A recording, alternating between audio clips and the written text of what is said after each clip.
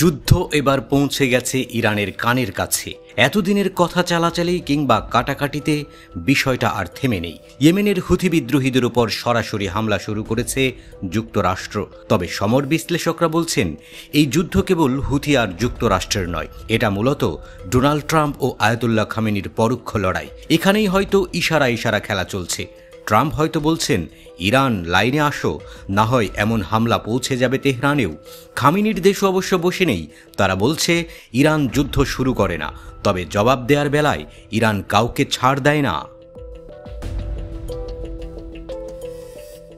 এদিকে মার্কিন প্রতিরক্ষা মন্ত্রী বলেছেন ইয়েমেনের হুথিরা জাহাজে হামলা বন্ধ না করা পর্যন্ত যুক্তরাষ্ট্র তাদের উপর আক্রমণ চালিয়ে যাবে, কারণ ইরান সমর্থিত গোষ্ঠীটি ইঙ্গিত দিয়েছে যে মারাত্মক মার্কিন হামলার প্রতিক্রিয়ায় তারা আরও তীব্র হতে পারে। জানুয়ারিতে মার্কিন প্রেসিডেন্ট ডোনাল্ড ট্রাম্পের ক্ষমতা গ্রহণের পর মধ্যপ্রাচ্যে সবচেয়ে বড় হামলাটি চালিয়েছে যুক্তরাষ্ট্র। ইয়েমেনে চালানো হামলায় কমপক্ষে ৩১ জন নিহত হয়েছে। একজন মার্কিন কর্মকর্তা রয়টার্সকে জানিয়েছেন যে অভিযানটি কয়েক সপ্তাহ ধরে চলতে পারে। হুথির রাজনৈতিক ব্যুরো হামলাগুলিকে যুদ্ধাপরাধ হিসেবে বর্ণনা করেছে। তারা বলেছে হুথি ক্রমবর্ধমান উত্তেজনা মোকাবেলা করতে প্রস্তুত। মার্কিন প্রতিরক্ষা মন্ত্রী পিট হেগসেথ ফক্স নিউজকে বলেছেন, যে মুহূর্তে হুথিরা বলবে আমরা তোমাদের জাহাজে হামলা চালানো বন্ধ করব, আমরা তোমাদের ড্রোনে গুলি চালানো বন্ধ করব, তখন এই অভিযান শেষ হয়ে যাবে। তা না করা পর্যন্ত এটি চলতে থাকবে। এদিকে ইয়েমেনের সুপ্রিম পলিটিক্যাল কাউন্সিল যুক্তরাষ্ট্রের মারাত্মক আগ্রাসনের নিন্দা জানিয়েছে। তারা প্রতিশ্রুতি দিয়েছে অপরাধী সরকারকে বেদনাদায়ক শাস্তি দেয়া হবে।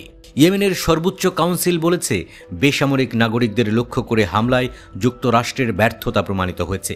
এই আগ্রাসন ইয়েমেনিদের গাজাকে সমর্থন করা থেকে বিরত রাখতে পারবে না, বরং উত্তেজনা আরও বাড়িয়ে তুলবে। ইয়েমেন সতর্ক করে বলেছে ইয়েমেনের বিরুদ্ধে আক্রমণকারীদের শাস্তি পেশাদার এবং বেদনাদায়ক পথেই দেয়া হবে। কাউন্সিল আরও উল্লেখ করেছে ইয়েমেনের ওপর বিমান হামলা লোহিত সাগরের সামরিকীকরণের দিকে ফিরে আসার ইঙ্গিত দেয়, যা এই অঞ্চলে আন্তর্জাতিক নৌ চলাচলের জন্য একটি প্রকৃত হুমকি। এতে উল্লেখ করা হয়েছে ইহুদিবাদী সত্তার সাথে যুক্তরাষ্ট্রও ব্যর্থ হবে। তারাও অপমান ও পরাজয়ে পিছু হটবে, ঠিক যেমনটি ইসরায়েল গাজা উপত্যকায় হয়েছে।